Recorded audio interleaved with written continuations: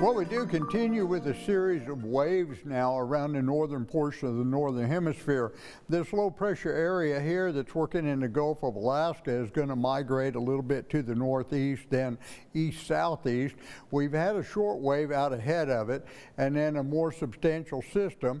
And this little guy here actually gave us some cool air, and you can kind of see the push southward. You can see what's left of it. And so we put our boundary down. Now, this was very weak. It was like one of these little short waves, so you don't get enough cold air heavy enough to really drive down through the area.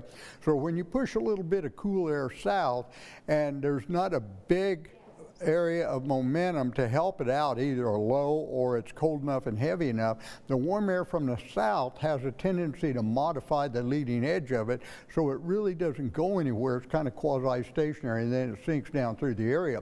But I think this one now is going to be able to get in here for next weekend, so we have a much better chance, I think, to get some precipitation, at least a couple days of it, and maybe 2.5 days.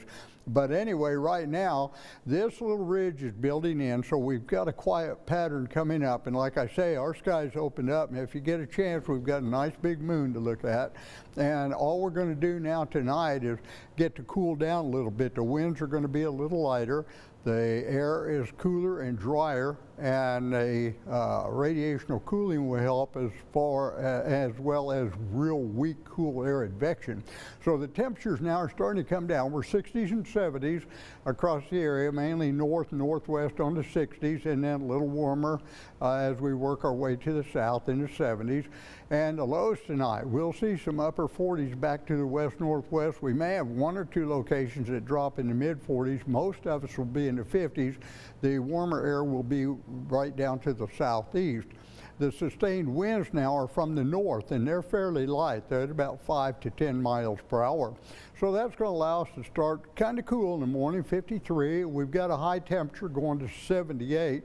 Winds will be coming in a little gusty tomorrow, but then they shift, and so we start warming up. And when we go to the south winds, we'll have morning low clouds. We'll get into some sunshine and heat in the afternoon, 90 ahead of the next front. And next Saturday and Sunday, we may be able to talk a little bit of shower activity. That's the way it shapes up. May get you cool down, Jasmine.